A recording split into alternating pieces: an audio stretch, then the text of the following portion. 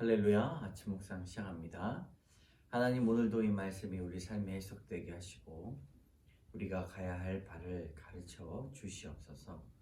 모든 말씀 예수님 이름으로 기도드립니다. 아멘.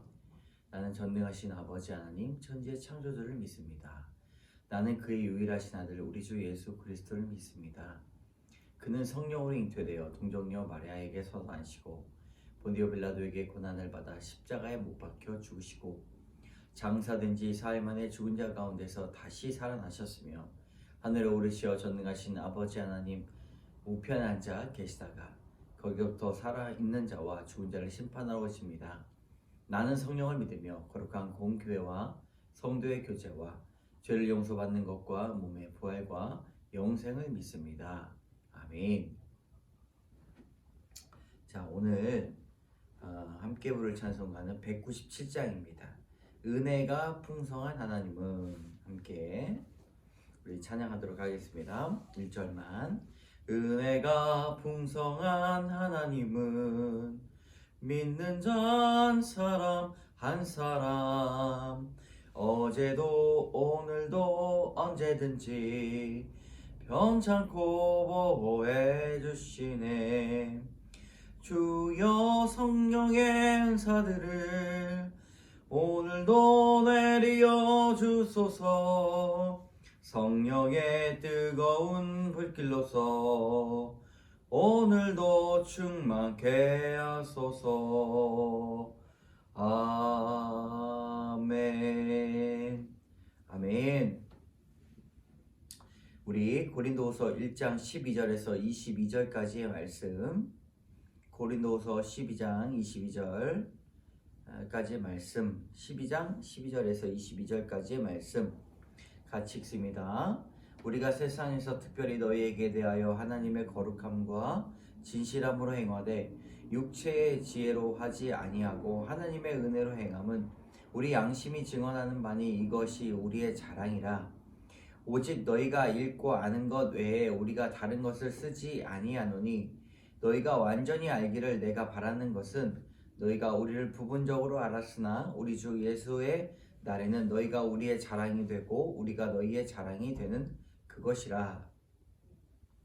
내가 이 확신을 가지고 너희로 2번 은혜를 얻게 하기 위하여 먼저 너희에게 이르렀다가 너희를 지나 마게도냐로 갔다가 다시 마게도냐에서 너에게 가서 너희의 도움으로 유대로 가기를 계획하였으니 이렇게 계획할 때에 어찌 경솔히 하였으리요. 혹 계획하기를 육체를 따라 계획하여 예예 하면서 아니라 아니라 하는 일이 내게 있겠느냐. 하나님은 미쁘시니라. 우리가 너희에게 한 말은 예하고 아니라 함이 없노라. 우리 곧 나와 실로아노와 디모데로 말미암아 너희 가운데 전파된 하나님의 아들 예수 그리스도는 예하고 아니라 함이 되지 아니하셨으니 그에게는 예만 되었느니라. 하나님의 약속은 얼마든지 그리스도 안에서 예가 되니 그런즉 그가 말미암아 우리가 아멘하여 하나님께 영광을 돌리게 되느니라. 우리를 너희와 함께 그리스도 안에서 굳건하게 하시고 우리에게 기름을 부으신 이는 하나님이시니 그가 또한 우리에게 인치시고 보증으로 우리 마음에 성령을 주셨느니라. 아멘. 오늘 이 고린도후서의 말씀 시작이 되는데요. 오늘 이제 본문을 요약하면 바울이 고린도 교인들에 대해서 육체의 지혜로 하지 않고 하나님의 은혜로 행했다라고 이제 대변하고 있는 것입니다. 그들이 이제 오해가 있는 것이죠. 그런데 고린도 교회 방문 계획이 육체를 따라 한 것이 아니라 그 성령의 지혜로 한 것이고 또 그리스도는 예가 되는데 그로 말미암아 우리가 아멘하여 하나님께 영광을 돌리게 된다고 말하고 있습니다. 오늘 이제 이 변경된 계획 두 번째 보면 경솔히 계획한 것이 아니다. 그래서 하나님의 인도하심을 따라 살려고 계획하려고 했던 이 바울의 마음을 고린도 교회에 이야기를 하게 됩니다. 오늘 이 말씀을 통해서 하나님께서 우리가 삶을 은혜로 행하는 것이 무엇인가를 다시 한번 살펴보기를 원합니다. 오늘 이제 본문 해설을 한번 읽어볼까요? 자, 첫 번째 우리의 자랑입니다. 근데 두 가지 단어가 나오죠. 하나님의 거룩함, 진실함, 거룩함으로 하나 살고 진실함으로 살아가는 것이 이 믿는 자들의 자랑이라는 것입니다. 특별히 고린도 교인들에 대해서 육체의 지혜로 하지 않고 하나님의 은혜로 날마다 행했다는 것을 자랑합니다. 여러분, 우리는 무엇을 자랑합니까? 때로는 교회 일을 하더라도 내 열심을 한 것을 자랑합니다. 내가 아주 적절한 타이밍에 내 지혜로 한 것을, 문제를 해결했던 것을 자랑합니다. 그러나 우리가 하나님의 거룩함과 진실함을 행할 때 그것이 우리에게 자랑이 된다는 것이죠. 그러므로 하나님을 높여드릴 수밖에 없는 우리의 신앙생활이 됩니다. 바울의 편지는 그의 행함처럼 진실하게 느껴지게 되죠. 바울은 자신과 고린도 교회가 서로 자랑이 된다는 것, 그것을 또한 자랑합니다. 관계가 자랑이 되는 것입니다.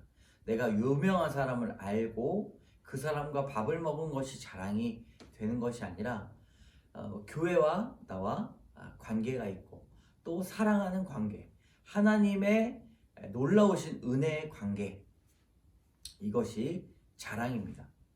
2주년 저희가 예배를 드렸는데 저도 이런 자랑이 되었습니다. 우리가 한 것이 아니라 하나님께서 교회를 이루어 가시고 또 목사 되게 만들어 가신다. 여전히 부족하고 여전히 우리는 하나님 앞에 무릎을 꿇어야 되는 존재이지만 하나님의 은혜로 우리는 행하게 된다는 것입니다. 여러분, 우리 공동체가 우리의 자랑이 되기를 주님의 이름으로 축복합니다. 한번 적용 질문. 육체의 지혜로 하지 않고 하나님의 은혜로 행할 것은 무엇이 있습니까? 우리의 자랑이 되는 우리 공동체와 우리 사역자가 있습니까? 네. 교회는 평신도 사역자들이 많이 있어야 됩니다. 그래서 이제 3주년이 되는 때부터 이제 다음 주 비전 선포식이죠. 재생산이 가능한 것, 제자가 제자를 낳게 되는 그 은혜를 우리가 계속 실행할 거예요. 얼마나 기대가 되는지 모릅니다. 자, 두 번째, 변경된 계획입니다. 바울이 고린도 교회 방문 계획을 변경하자 일부 교인들은 바울의 정직함을 의심했습니다. 그런데 육체를 따라 계획하지 않고 오히려 이 고린도 교인들로 2번이나 은혜를 받고자 계획을 했다는 것이죠. 우리가 어떤 계획을 할 때 사람의 그런 생각으로 계획을 할 때가 많이 있습니다. 건축을 할 때도 시공부터 또 그 전에 이제 설계 이르기까지 사람들의 계획이 있지만 때로는 비가 오고 또 자금줄이 막혀서 여러 가지 어려움을 겪는 그런 건축의 현장들이 있지 않습니까? 사역의 길도 마찬가지입니다. 때로는 교회를 세우는 일도 또 공동체를 세우는 일도 건축을 하는 것과 같이 비교를 하게 되는데 우리의 공동체를 세우는 일, 우리의 인생을 짊어지고 가는 일도 우리의 뜻대로 되지 않습니다. 그래서 어떻게 다른 사람이 손가락질 할 수 있겠습니까? 어떻게 정죄할 수 있겠습니까? 너의 계획이 모자라서야, 네가 열심히 하지 않아서 그래 라고 그렇게 말하는 것이 아니라 그것 또한 하나님의 은혜로 만들어가는, 우리가 그러니까 공동체와 말씀에 꼭 붙어 있어야 됩니다. 이 지난주에 큐티 말씀 중에서 2주년 성막을 세우는 그 큐티가 있었는데 그것을 보고 놀라는 사람들이 많이 있었습니다. 그래서 이 큐티를 준비하면서 이 말씀이 우리의 교회와 공동체와 우리 인생의 이 방향키가 되는구나라는 확신한 그런 저는 확신을 가졌습니다. 우연으로 이게 찾아온 것입니까? 그렇지 않죠. 하나님의 놀라운 계획이다라고 생각이 됩니다. 때로는 이 말씀들을 통해서 여러분, 우리가 우리의 계획들이 틀어질지라도 하나님께서 하시는 그 은혜를 바라보는 눈이 생기기를 바랍니다. 자, 적용 질문. 신실한 사역자의 진심을 의심하고 그 섬김을 오해하고 있진 않습니까? 내가 믿음으로 받아들여야 할 변경된 계획은 무엇이 있습니까? 이 변경된 계획, 예. 계획을 세우는 것이 마땅하지만 이 변경된 부분에 있어서도 우리가 용납하고 사랑하고 받아들이고 따르고 순종하고 돕는 손길이 필요하다는 것입니다. 교회에서는 앞으로 나가는 사람뿐만 아니라 그것을 믿고 따라가는 사람들도 많이 필요한데 앞서거나 뒤서거나 우리가 기도로 튼튼한 교회 공동체가 되면 좋겠습니다. 자, 오늘 내 열심을 결과 장수원 씨의 묵상한증. 저는 초등학교 때부터 지금까지 30년간 운동선수의 길을 걸어왔습니다. 그러다 암이 발병하여 선수에서 코치로 진로를 변경하게 됐는데 선수의 길은 더 걷지 못했지만 저는 남들에게 인정받는 훌륭한 코치가 되고 싶었고 하나님이 제게 맡겨주신 선수들이 성적을 낼 수 있도록 지도하고 싶었습니다. 그 과정에서 혹여 하나님보다 내 열심이 앞설까 염려되어 날마다 말씀을 묵상했습니다. 그리고 육체의 지혜가 아닌 하나님의 은혜로 선수들을 지도하려 노력하고 또 선수들의 마음 살피기로 제 양심이 증언할 정도로 성실히 감당했습니다. 그런데 작년 12월 저희 팀의 운동을 제일 잘하는 선수가 코치님과 대화가 통하지 않고 숨이 막힌다. 코치님 때문에 다른 팀으로 이적하고 싶다는 말을 꺼냈습니다. 그 선수는 제가 선수일 때부터 10여 년 함께 생활했고 그만큼 잘 아는 사이였습니다.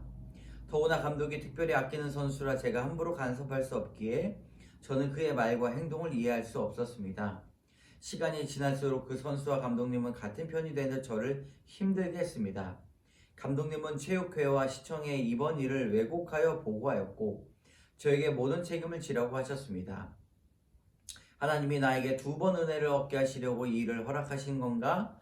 라는 생각도 들지만 하나님의 말씀을 묵상해도 내 죄가 보이지 않아 답답하기만 하고 직장을 관두고 싶은 마음만 점점 커졌습니다. 그러나 말씀 묵상하며 100% 오르신 하나님이 이번 일을 내게 허락하실 때 어찌 경솔히 계획하셨겠냐라는 생각이 들었습니다.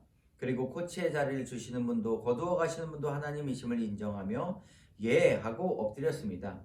그러자 말로만 예와 아멘을 외치고 주님이 제게 허락하신 십자가는 지기 싫어하는 저의 실체를 보게 되었습니다. 저는 현재 모든 자격을 박탈당해 막내 코치보다도 낮은 위치에 있습니다.